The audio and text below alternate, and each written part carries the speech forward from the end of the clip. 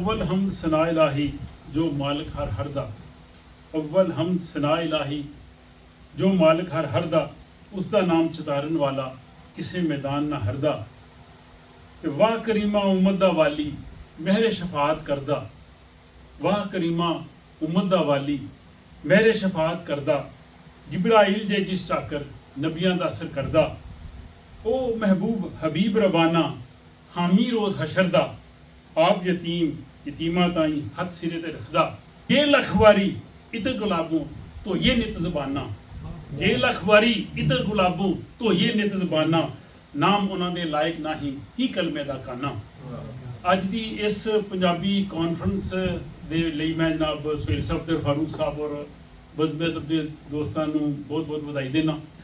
बड़ी खुशी हुई कि अपनी मां बोली दे विच इत्थे स्वीडन च मौका मिला। इस तो पहले एक बार असीं कॉन्फ्रेंस कीती सी जो प्रोफैसर नबीला रहमान जो पंजाब यूनिवर्सिटी के शोभा पंजाबी की सरबराह सन, अजकल चंग यूनिवर्सिटी की वाइस चांसलर ने, उन्होंने असीं बुलाया सी। लेकिन ये पंजाबी दा सिलसिला जिहड़ा जनाब इन्होंने सुहेल सफदर साहब ने शुरू किया, टॉक शुरू की, ये बहुत बड़ी जी है ना जरूरत सी। और जनाब आजम मलिक साहब नूं खुश आमदेद कहने बड़ी खुशी हुई, तशरीफ ले आए ने। क्योंकि मेरे को टाइम बड़ा महदूद है तो मैं बस इन्हों का सिर्फ वैलकम ही इन्हों कहांगा, जी आयां नूं। आसिफ शाहकार साहब ने बड़ी चंगी गल की थी। सवाल ये है कि पंजाब च पंजाबी दी बोलन दे च रुकावट कौन है? पंजाबी खुद। असीं अपने बच्चों नाल खुद उर्दू बोलने, घरां च उर्दू बोलने, साडियां औरतां उर्दू बोलदियां ने। क्यों? पंजाब आबादी च ज़्यादा, पार्लीमेंट च तुहाडी अक्सरीयत, सैनट च तुहाडी अक्सरीयत, फौज च तुहाडी अक्सरीयत, सुप्रीम कोर्ट च तुहाडी अक्सरीयत, तुहानूं किहने डकिया? आप ही नहीं बोलते। और अगर कहने जी पंजाबी जबान जी है ये महजब जबान नहीं, दुनिया की जी सब तो अच्छी जबान है अरबी, ये महजब जबान है। जी फाशा शायरी हुई है बंदा सुना नहीं सकता किसी ने, उर्दू च ही कर सकते। ये साडा अपना कसूर है। लेकिन क्योंकि मेरा टाइम थोड़ा है तो मैं ये गल फिर किसी वेले करांगा। लेकिन ये मलिक साहब ये आवाज़ इतों लैके जाओ कि पंजाबी अगर पंजाब च नहीं आ रही तो ये जिम्मेदार पंजाबी ने। पंजाबी रोजनामा लाहौर चलिया, मैं खुद लैंदा रहा, नहीं चल सकिया। सज्जन अखबार आया, नहीं आया। क्यों? वजह पंजाबी खबरां कित्थे गईयां? पंजाबी ड्रामे पीटीवी तो गायब हो गए। पंजाबी अपने जिम्मेदार ने और इन्होंने मनना पेगा, बजाए होर कोई सूबे वाला सानूं नहीं कहता तुहाडी ज़बान जिहड़ी है माड़ी है चंगी है। बहरहाल टाइम फिर थोड़ा मैं अपने पासे आना। अज जिहड़ा मैनूं कहा गया गल कर ली, वो मियाँ मुहम्मद बख्श साहब और उन्हां दी जिहड़ी दुनिया च मशहूर किताब सैफुल मुलूक है उहदे बारे च। मियाँ मुहम्मद बख्श साहब जिहड़े ने ये 1830 च पैदा होए और 1907 च इस दुनिया तो गए। और इन्हों का अगर तुसी जिला मीरपुर आज़ाद कश्मीर च इन्हों का मकबरा है, उत्थे जिथे पीर शाह गाजी उन्होंने दरबार है। जातलों को मीरपुर की तरफ जाओ, बहुत दफ़ा उत्थे जाने का मौका मिलया, वो साडे इलाके दी ने। उन्होंने बहुत सारी किताबां लिखियां, लेकिन उन्होंने जी सब तो ज़्यादा शोहरत मिली वो सैफुल मुलूक तो मिली। ये गल हर बंदा मन्नेगा कि पंजाबी शायरी च पंजाबी सूफिया का बहुत बड़ा किरदार है। और पंजाबी शायरी और पंजाबी अदब जो अज तक भी चलिया, वो बाबा बुल्ले शाह, शाह फरीद, सुल्तान बाऊ, मियाँ साहब, शाह हुसैन, सारे उन्होंने लोगों की सारियां की मेहनत अगर वो ना होंगी तो शायद पंजाबी जबान साढ़े लोसा कसर नहीं सी छड़ी, मुका देनी सी। और इन्हें गल बिल्कुल सही कही है कि मादरी जबान च जिस बंदे जी गल बंदे नूं समझ आती है किसी दूसरी जबान च नहीं आ सकती। मैं भी इन्हें पंजाबी नहीं पढ़ी, लेकिन मैनू कोई बंदा, मैं आइनस्टाइन की थ्योरी ऑफ रिलेटिविटी बड़ी बारी पढ़ी है, जो पढ़ी अंग्रेजी लिख छड़ी क्योंकि इंग्लिश पढ़ते रहा सारा, मैनू फिर भुल जाती है। एक बंदा मैंने एक बार पंजाबी च आइनस्टाइन की उस थ्योरी समझा दे कि उन्हें आख्या की है, कभी नहीं भुलेगी, कोई दिमाग ही पै जाएगी। तो मियाँ साहब ने जी किताब लिखी सैफुल मुलूक, इसका थोड़ा जहा मैं तारफ कराना चाहूँगा क्योंकि बहुत सारे लोग शायद ये नहीं जानते। ये इन्हों की जी किताब है, ये इन्होंने 9270 शेर ने दे। और हैरत वाली गल है कि 33 साल की उम्र जिन्हें मुकम्मल कर ली। 33 साल की उम्र तक सैफुल मुलूक उन्हें मुकम्मल कर ली। सैफुल मुलूक जी ना एक उन्होंने एक तसवराती करैक्टर रखे, जिहदे शहजादा जिहड़ा इहदा नाम जिहड़ा ना सैफुल मुलूक अरबी नाम है। सैफ कहते तलवार नूं, मुलूक कहते बादशाह नूं, बादशाह की तलवार। ये जिहड़ा शहजादा सी ना जी, ये बादशाह आसम बिन सफवान का ये बेटा उन्हें बनाया। और एक ये जरा सी ना शहजादा सैफुल मुलूक, एक परी जिथा होंगे ना तसवराती करैक्टर इश्क मजाजी दे, वो परी एक बदियो जमाल है, उसकी तस्वीर तकदा, वो आशिक हो जाता है, उन्होंने फिर लभन टुर पैंदा। 14 ਸਾਲ ਲੱਗ ਜਾਂਦੇ ਨੇ ਉਹਨੂੰ ਲੱਭਦਿਆਂ। ਉਹਦੇ 'ਚ ਫਿਰ ਜੋ ਚੀਜ਼ਾਂ ਆਈਆਂ ਨਾ ਮੀਆਂ ਸਾਹਿਬ ਨੇ ਉਹਨਾਂ ਸਾਰਿਆਂ ਨੂੰ ਮੌਜੂ ਬਣਾ ਕੇ ਉਹਦੇ ਦੇਖੋ ਮਲਕਾ ਵੀ ਆਉਂਦੀ ਹੈ, ਤੋਤਾ ਆਉਂਦਾ ਹੈ, ਉਹ ਸਾਰੀਆਂ ਚੀਜ਼ਾਂ ਤੇ ਉਹਨਾਂ ਨੇ ਫਿਰ ਇਹ ਸ਼ੇਰ ਜਿਹੜੇ ਨਾ 9270 ਸ਼ੇਰ ਜਿਹੜੇ ਨੇ ਉਹਨਾਂ ਨੇ ਕਹੇ। ਔਰ ਇਹਦੇ 'ਚ ਫਿਰ ਉਹਨਾਂ ਬੜੀਆਂ ਨਸੀਹਤਾਂ ਕੀਤੀਆਂ। ਇਹਨਾਂ ਦੇ ਇੱਕ ਸ਼ੇਰ ਜਿਹੜਾ ਹੈ ਉਹ ਅਕਲ ਦਾਨਾਈ ਵਿਜ਼ਡਮ ਨਾਲ ਭਰਿਆ ਹੋਇਆ। ਇੱਕ ਸ਼ੇਰ ਜਿਹੜਾ ਇੱਕ ਮਤਲਬ ਮਿਸਰਾ ਉਹਦਾ ਜਿਹੜਾ ਉਹ ਮਤਲਬ ਉਹ 'ਚ ਉਹਨਾਂ ਬੜੀਆਂ ਨਸੀਹਤਾਂ ਵੀ ਕੀਤੀਆਂ ਨੇ। ਔਰ ਉਹਦੇ 'ਚ ਉਹਨਾਂ ਕਿਹਾ ਕਿ ਜਿਹੜਾ ਸ਼ਹਿਜ਼ਾਦਾ ਸੈਫੁਲ ਮਲੂਕ ਹੈ ਅਸਲ 'ਚ ਉਹ ਰੂਹ ਸੀ। ਬਦੀਓ ਜਮਾਲ ਜਿਹੜੀ ਉਹ ਮੁਹੱਬਤ ਦੀ ਤਸਵੀਰ ਹੈ। ਬੜੀ ਮਲਕਾ ਖਾਤੂਨ ਜਿਹਦਾ ਵਿੱਚ ਜ਼ਿਕਰ ਆਉਂਦਾ ਉਹ ਦਿਲ ਹੈ।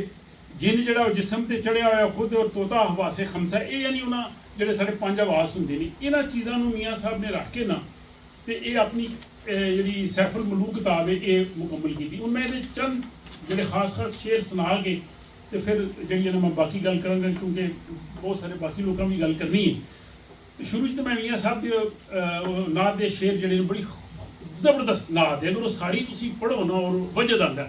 ਉਹ ਪੰਜਾਬੀ ਦੇ ਬਾਕੀ ਕਲਾਮ ਵੀ ਲੋਕ ਆ ਕੇ ਪੜ੍ਹਦੇ ਨੇ। ਸੁਲਤਾਨ ਬਾਹੂ ਸਾਹਿਬ ਦਾ ਕਲਾਮ, ਬੁੱਲੇ ਸ਼ਾਹ ਦਾ ਆਪਣਾ ਆਪਣਾ ਮਜ਼ਾ ਹਰ ਰੰਗ ਦਾ। ਸੈਫੁਲ ਮਲੂਕ ਨੂੰ ਅਗਰ ਤੁਸੀਂ ਸੁਣਨਾ ਸ਼ੁਰੂ ਕਰੋ मजा आ जाता। और इकबाल ने क्या है ना कि जो हो ना इश्क तो है कुफर भी मुसलमानी और ना हो तो मर्द मुसलमान भी काफिर जिंदगी। तो उन्हें ही किया कि जिस दिल में इश्क ना रचिया कुत्ते उसकी चंगे मालिक दे कर राखी कर दे साबर भुखे नंगे। और फिर उन्हें जी नसीहतां कीतियां कि दुश्मन मरे तो खुशी ना करिए सजना भी मर जाना दीगर दे दिन गया मुहम्मद ओढ़क नूं डुब जाना।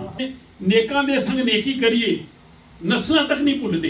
इत्थे देख लो तुसीं खुद जिन्हां किन्ना नेकी कीती होए ना। हजरत अली मौला अली दा फरमान है ना कि जिहदे नाल नेकी करो ते शर तो डरो। तो वो कहंदे नेकां दे संग नेकी करिए नस्लां नहीं वो भुलदे बुरियां दे संग नेकी करिए उल्टा ज़ोफ पहुंचांदे। ते फिर नीचां दी अशनाई कोलों फैज़ किसे नहीं पाया। नीचां तो मुराद करैक्टर ज़ीन ये नहीं कि कौम दा उन्हां कहा ਜਿਹੜੇ ਮਤਲਬ ਪਸਤ ਜ਼ੇਨ ਦੇ ਲੋਕ ਨੇ ਖਾਓ ਜਿਸ ਮਰਜ਼ੀ ਕਬੀਲੇ ਦੇ ਹੋਣ ਉਹਨਾਂ ਨਾਲ ਤੁਸੀਂ ਨੇਕੀ ਕਰੋ ਤੇ ਕੀ ਕਰਨਗੇ ਨੀਚਾਂ ਦੀ ਅਸ਼ਨਾਈ ਕੋਲੋਂ ਫੈਜ਼ ਕਿਸੇ ਨਹੀਂ ਪਾਇਆ ਕਿੱਕਰ ਤੇ ਅੰਗੂਰ ਚੜਾਇਆ ਹਰ ਗੁੱਛਾ ਜ਼ਖਮਾਇਆ। ਔਰ ਫਿਰ ਅਗਲੀ ਗੱਲ ਕਿਉਂਕਿ ਉਹ ਕਹਿੰਦੇ ਜਿਹੜੀ ਗੱਲ ਤੁਸੀਂ ਕਰਨੀ ਹੈ ਨਾ ਅਕਸਰ ਕਹਿੰਦੇ ਉਹ ਕਰੋ ਅਗਲੇ ਜਿਹੜਾ ਬੰਦਾ ਜਿਹਨਾਂ ਗੱਲ ਕਰ ਰਿਹਾ ਉਹਨੂੰ ਗੱਲ ਦੀ ਸਮਝ ਵੀ ਆਏ। ਤੁਸੀਂ ਹੁਣ ਵਹਦਤੁਲ ਵਜੂਦ ਔਰ ਵਹਦਤੁਲ ਸ਼ਹੂਦ ਇੱਕ ਆਮ ਬੰਦੇ ਨਾਲ ਗੱਲ ਕਰ ਲਓਗੇ ਕਿ ਯਾਰ ਪਤਾ ਨਹੀਂ ਕੀ ਲੱਗੇ ਨੇ ਕਹਿਣ ਤੇ ਉਹ ਆਂਦੇ ਨੇ ਆਮਾ ਬੇਖਲਾਸਾਂ ਅੰਦਰ ਖਾਸਾਂ ਦੀ ਗੱਲ ਕਰਨੀ मिठी खीर पका मोहम्मद कुत्तियां आगे तरनी। और फिर दोस्ती दे ਜਿਹੜੇ ਉਹਨਾਂ ਹੋਏ ਨਾ ਫਰੈਂਡ ਇਨ ਨੀਡ ਫਰੈਂਡ ਇਨ ਨੀਡ ਉਹ ਕਹਿੰਦੇ ਨੇ ਦੁਨੀਆ ਤੇ ਜਿਹੜਾ ਕਮਨ ਆਇਆ ਔਖੇ ਸੌਖੇ ਵੇਲੇ ਉਸ ਬੇਫਾਇਦੇ ਸੰਗੀ ਕੋਲੋਂ ਬਿਹਤਰ ਜਾਨ ਅਕੇਲੇ।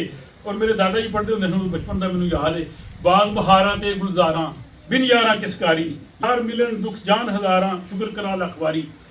ਇਹ ਸੈਫੁਲ ਮਲੂਕ ਦੇ ਅਗਰ ਤੁਸੀਂ ਇਹ ਸਾਰੇ ਅਸ਼ਾਰ ਪੜ੍ਹਨੇ ਸ਼ੁਰੂ ਕਰੋ ਬਲਕਿ ਮੀਆਂ ਸਾਹਿਬ ਦੀ ਹੋਰ ਵੀ ਬੜੀਆਂ ਕਿਤਾਬਾਂ ਨੇ ਸਿਰਫ ਸੈਫੁਲ ਮਲੂਕ ਉਹਨਾਂ ਦੀ ਬੁੱਕ ਨਹੀਂ ਹੈਗੀ।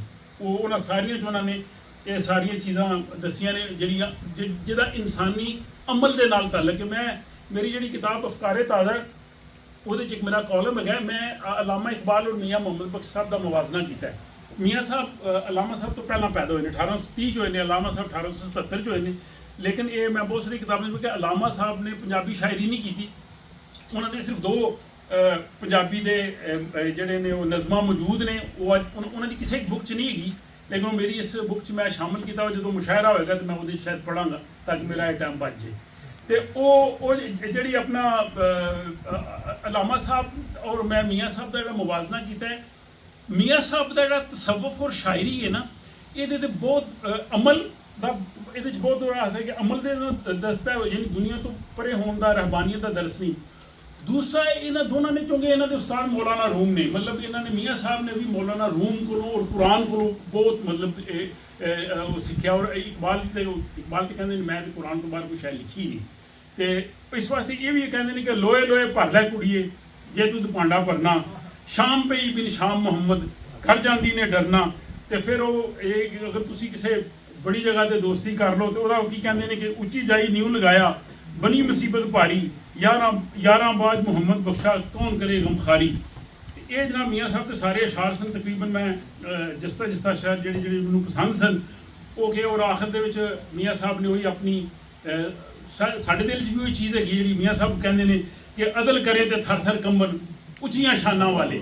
मैनूं याद है कि जदों मैं बहुत बचपन सा मेरे दादा जी सवेरे सवेरे नमाज पढ़न लई उठना ना ਤੇ ਨਾਲ ਉਹਨਾਂ ਇਹ ਸ਼ੇਰ ਪੜਦੇ ਜਾਣ ਉਹਦਾ ਮੈਨੂੰ ਯਾਦ ਹੈ, ਅਦਲ ਕਰੇ ਤੇ ਥਰ ਥਰ ਕੰਬਨ ਉੱਚੀਆਂ ਸ਼ਾਨਾਂ ਵਾਲੇ, ਫਜ਼ਲ ਕਰੇ ਤੇ ਬਖਸ਼ੇ ਜਾਵਨ ਮੈਂ ਦੇ ਮੂੰਹ ਕਾਲੇ, ਔਰ ਦਰਦਮੰਦਾਂ ਦੇ ਸੁਖਨ ਮੁਹੰਮਦ ਦੇਨ ਗਵਾਈ ਹਾਲੋਂ, ਜਿਸ ਪੱਲੇ ਫੁੱਲ ਬੱਧੇ ਹੋਵਨ ਆਵੇ ਬਾਸ ਰੁਮਾਲੋਂ, ਔਰ ਕਹਿੰਦੇ ਨੇ ਰਹਿਮਤ ਦਾ ਮੀਂਹ ਪਾ ਖੁਦਾਇਆ ਬਾਗ ਸੁੱਕਾ ਕਰ ਹਰਿਆ, ਰਹਿਮਤ ਦਾ ਮੀਂਹ ਪਾ ਖੁਦਾਇਆ ਬਾਗ ਸੁੱਕਾ ਕਰ ਹਰਿਆ, ਬੂਟਾ ਆਸ ਉਮੀਦ ਮੇਰੀ ਦਾ ਕਰਦੇ ਮੇਰੇ ਮੇਵੇ ਭਰਿਆ, ਤੇ ਰਹਿਮਤ ਦਾ ਦਰਿਆ ਇਲਾਹੀ ਹਰਦਮ ਵਗਦਾ ਤੇਰਾ, ਜੇ ਇੱਕ ਕਤਰਾ ਬਖਸ਼ੇ ਮੈਨੂੰ ਕੰਮ ਬਣ ਜਾਂਦਾ ਹੈ ਮੇਰਾ। ਤੇ ਇਹ ਜਨਾਬ ਮੀਆਂ ਸਾਹਿਬ ਦੀ ਸ਼ਾਇਰੀ ਸੀ, ਅਲਾਮਾ ਇਕਬਾਲ ਦੀ ਸ਼ਾਇਰੀ ਤੋਂ ਵੀ ਪੰਜਾਬੀ ਸ਼ਾਇਰੀ ਹੈ। ਮੇਰਾ ਨਹੀਂ ਖਿਆਲ ਲੋਕ ਉਹਦੇ ਤੋਂ ਕੋਈ ਆਸ਼ਨਾ ਹੋਣ ਕਿ ਕਿਸੇ ਨੇ ਸੁਣੀ ਅਲਾਮਾ ਇਕਬਾਲ ਦੀ ਪੰਜਾਬੀ ਸ਼ਾਇਰੀ। ਅੱਜ ਮੈਂ ਤੁਹਾਨੂੰ ਸੁਣਾ ਕੇ ਜਾਵਾਂਗਾ, ਕਿਉਂਕਿ ਮੇਰੀ ਇਸ ਪੰਜਾਬੀ ਕਿਤਾਬ 'ਚ ਮੈਂ ਉਹਨੂੰ ਸ਼ਾਇਆ ਕੀਤੀ ਹੈ। ਇਹ ਜੋ ਕਿਤਾਬ ਵੀ ਜਦੋਂ ਤੁਹਾਨੂੰ ਪਤਾ ਹੋਏਗਾ ਕਿ ਸਭ ਤੋਂ ਪਹਿਲੇ ਮੈਂ ਉਰਦੂ 'ਚ ਲਿਖੀ, ਔਰ ਦੁਨੀਆ ਦੀਆਂ 18 ਜ਼ਬਾਨਾਂ 'ਚ ਇਹਦੀ ਟ੍ਰਾਂਸਲੇਸ਼ਨਸ ਹੋਈਆਂ। ਜਦੋਂ ਪ੍ਰੋਫੈਸਰ ਨਬੀਲਾ ਰਹਿਮਾਨ ਇੱਥੇ ਆਈਆਂ ਤਾਂ ਉਹਨਾਂ ਕਿਹਾ ਜੀ ਕਿ ਇਹਦੀ ਪੰਜਾਬੀ 'ਚ ਵੀ ਹੋਣੀ ਚਾਹੀਦੀ। ਉਹਨਾਂ ਕਿਹਾ ਜੀ ਕਿ ਇਹਨੂੰ ਤੁਸੀਂ ਛਪਵਾਓ, ਇਹਦਾ ਬੜਾ ਫਾਇਦਾ ਹੋਏਗਾ। ਮੈਂ ਕਿਹਾ ਜੀ ਇਹਦਾ ਫਾਇਦਾ ਕੀ ਹੋਏਗਾ ਸਰਦਾਰ ਜੀ? ਉਹਨਾਂ ਮੈਨੂੰ ਦੱਸਿਆ ਕਿ ਜਿਹੜਾ ਚੜ੍ਹਦਾ ਪੰਜਾਬ ਹੈ ਉੱਥੋਂ ਉਹਨਾਂ ਦਾ ਇੱਕ ਵਫਦ ਆਇਆ ਜਿਹਦੇ 'ਚ ਪ੍ਰੋਫੈਸਰ ਇਹ ਉਹ ਸਾਰੇ ਪੰਜਾਬੀ ਦੇ ਸਨ, ਤੇ ਉਹ ਸਾਡੇ ਜਿਹੜਾ ਪਾਕਿਸਤਾਨੀ ਪੰਜਾਬ ਦੇ ਨਾਲ ਬਹਿ ਕੇ ਨਾ ਤੇ ਪੰਜਾਬੀ ਜ਼ੁਬਾਨ 'ਤੇ ਗੱਲਬਾਤ ਕਰਨ ਲੱਗ ਪਏ। ਗੱਲ ਕਰਦੇ ਕਰਦੇ ਸਾਡੇ ਜਿਹੜੇ ਸਨ ਇਹਨਾਂ ਕਿਹਾ ਜੀ ਕਿ ਪੰਜਾਬੀ, ਉਹਨਾਂ ਕਿਹਾ ਜੀ ਦੱਸੋ ਬੱਚਿਆਂ ਦੇ ਅਦਬ 'ਚ ਤੁਹਾਡੇ ਕੀ ਕੰਮ ਹੋ ਰਿਹਾ? ਉਹਨਾਂ ਕਿਹਾ ਜੀ ਬੱਚਿਆਂ ਦੇ ਅਦਬ 'ਤੇ ਬੜਾ ਕੰਮ ਹੋ ਰਿਹਾ, ਸਾਡੇ ਇੱਥੇ ਬਹੁਤ ਲੋਕ ਨੇ ਜਿਹੜੇ ਬੱਚਿਆਂ ਦੇ ਅਦਬ 'ਤੇ ਲਿਖ ਰਹੇ ਨੇ। ਉਹਨਾਂ ਕਿਹਾ ਲਿਖ ਰਹੇ ਨੇ ਤਾਂ ਮੈਨੂੰ ਕੋਈ ਕਿਤਾਬ ਵਿਖਾਓ, ਉਹ ਕਿਤਾਬ ਦੱਸੋ ਜਿਹਦੇ 'ਚ ਪੰਜਾਬੀ ਬੱਚਿਆਂ ਦੀ ਨਸਰ ਜਿਹੜੀ ਹੈ ਕਹਾਣੀਆਂ ਕੋ ਲਿਖੀਆਂ ਹੋਣ। ਕਹਿੰਦੇ ਅਸੀਂ ਇੱਕ ਦੂਜੇ ਦਾ ਮੂੰਹ ਤੱਕਣ ਲੱਗ ਪਏ, ਸਾਡੇ ਕੋਲ ਕਿਤਾਬ ਵੀ ਕੋਈ ਨਹੀਂ ਸੀ। ਉਹਨਾਂ ਮੈਨੂੰ ਕਿਹਾ ਆਰਫ ਭਾਈ ਤੁਸੀਂ ਇਹ ਕਿਤਾਬ ਛਾਪ ਕੇ ਉਹਨਾਂ ਦਾ ਮਿਹਣਾ ਲਾ ਹੜਿਆ, ਤੇ ਮੈਂ ਉਹਨਾਂ ਦਾ ਮਿਹਣਾ ਲਾ ਹੜਿਆ। ਉਹ ਐਫਐਸਸੀ 'ਚ ਮਰੇ ਖਾਲੀ ਸਿਆਲਕੋਟ ਪੜ੍ਹਨਾ ਸੀ 1982 ਦੀ ਗੱਲ ਹੈ। ਉਦੋਂ ਮੈਂ ਦੋ ਲਿਖੀਆਂ, ਇੱਕ ਮੈਨੂੰ ਪੰਜਾਬੀ ਦਾ ਉਹ ਕਿਤਾ ਹੁਣ ਯਾਦ ਹੈ, ਉਹ ਮੈਂ ਤੁਹਾਨੂੰ ਸੁਣਾ ਦੇਣਾ ਕਿ ਸਦਰਾਂ ਡਰੀਆਂ ਡਰੀਆਂ ਜਾਪਨ, ਸਦਰਾਂ ਡਰੀਆਂ ਡਰੀਆਂ ਜਾਪਨ, ਆਸਾਂ ਮਰੀਆਂ ਮਰੀਆਂ ਜਾਪਨ, ਆਰਫ ਮਨ ਦੇ ਬਾਗ ਦੇ ਅੰਦਰ ਸੁੱਕੀਆਂ ਟਹਿਣੀਆਂ ਹਰੀਆਂ ਜਾਪਨ। ਅਲਾਮਾ ਸਾਹਿਬ ਨੇ ਪੰਜਾਬੀ 'ਚ ਦੋ ਉਹਨਾਂ ਦੀਆਂ ਛੋਟੀਆਂ ਜਿਹੀਆਂ ਨਜ਼ਮਾਂ, ਉਹਨਾਂ ਦੀ ਕਿਸੇ ਕਿਤਾਬ 'ਚ ਨਹੀਂ ਹੈਗੀਆਂ। ਮੈਂ ਜਦੋਂ ਸਿਆਲਕੋਟ ਮੇਰਾ ਸ਼ਹਿਰ ਹੈ, ਮੈਂ ਤਾਂ ਇਕਬਾਲ ਮੰਜ਼ਿਲ ਗਿਆ ਤਾਂ ਸਾਰੀ ਬੜੀ ਉਸ ਨੂੰ ਮੈਂ ਦੇਖ ਰਿਹਾ ਸੀ, ਤੇ ਉੱਥੇ ਦੀਵਾਰਾਂ ਉੱਤੇ ਦੋ ਉਹਨਾਂ ਦੀਆਂ ਨਜ਼ਮਾਂ ਉਹਨਾਂ ਲਿਖ ਕੇ ਲਾਈਆਂ ਜਿਹੜੀਆਂ ਉਹਨਾਂ ਪੰਜਾਬੀ 'ਚ ਲਿਖੀਆਂ। ਉਹ ਕਿਸੇ ਕਿਤਾਬ 'ਚ ਨਹੀਂ ਛਪੀਆਂ। ਫਿਰ ਮੈਂ ਆਪਣੀ ਜਿਹੜੀ ਬੱਚਿਆਂ ਵਾਲੀ ਕਿਤਾਬ ਹੈ ਜਿਹਦੇ 'ਚ ਬੱਚਿਆਂ ਦੀ ਸਟੋਰੀਜ਼ ਨੇ, ਇਹਦੇ 'ਚ ਮੈਂ ਉਹਨੂੰ ਵੀ ਸ਼ਾਮਿਲ ਕਰ ਲਿਆ। ਔਰ ਥੋੜਾ ਮੈਂ ਕਿਤਾਬ ਦਾ ਵੀ ਦੱਸਦਾ ਕਿ ਅਗਰ ਕੋਈ ਲੈਣਾ ਚਾਹੇ, ਬੜਾ ਅੱਜ ਕੱਲ੍ਹ ਦਾ ਸਿੰਪਲ ਤਰੀਕਾ ਹੈ, kisanabooks.sc www.kisanabooks.sc, ਉੱਥੋਂ ਜਾ ਕੇ ਤੁਸੀਂ ਲੈ ਸਕਦੇ ਹੋ, ਬਹੁਤ ਆਸਾਨ। ਅਲਾਮਾ ਸਾਹਿਬ ਨੇ ਦੋ ਨਜ਼ਮਾਂ ਪੰਜਾਬੀ ਦੀਆਂ ਲਿਖੀਆਂ ਨੇ। ਆਪਣਾ ਬੇਟਾ ਜਿਹੜਾ ਸੀ ਜਾਵੇਦ ਇਕਬਾਲ, ਜਿਹਨੂੰ ਜੇਦੀ ਕਹਿੰਦੇ ਸੀ, ਜੇਦੀ ਦੇ ਬਾਰੇ 'ਚ ਕਿ ਜੇਦੀ ਪਿਆਰਾ ਪਿਆਰਾ ਜੇਦੀ, ਜੇਦੀ ਪਿਆਰਾ ਪਿਆਰਾ ਜੇਦੀ, ਮੇਰਾ ਰਾਜ ਦੁਲਾਰਾ ਜੇਦੀ, ਨੀਂਦਰ ਛੇਤੀ ਛੇਤੀ ਆਵੇਂ, ਸੋਨੇ ਮਿਠੜੇ ਖਾਬ ਦਿਖਾਵੇਂ, ਵੇਖੇ ਸੋਨਾ ਪਿਆਰਾ ਜੇਦੀ, ਨੀਂਦ ਪਰੀ ਆ ਝੂਲਾ ਜਲਾਇਆ, ਨੀਂਦ ਪਰੀ ਆ ਝੂਲਾ ਜਲਾਇਆ, ਨੀਂਦਰ ਦਾ ਇੱਕ ਕਰੇਲਾ ਆਇਆ, ਸੁਣਤਾ ਨੀਂਦਰ ਮਾਰਾ ਜੇਦੀ, ਜੇਦੀ ਪਿਆਰਾ ਪਿਆਰਾ ਜੇਦੀ। ਇਹ ਨਾ ਇਹ ਲੋਰੀ ਹੈ ਜੀ। ਅੱਜ ਤੁਸੀਂ ਅਲਾਮਾ ਇਕਬਾਲ ਦਾ ਪੰਜਾਬੀ ਕਲਾਮ ਵੀ ਸੁਣ ਲਿਆ, ਠੀਕ ਹੈ ਠੀਕ ਹੈ।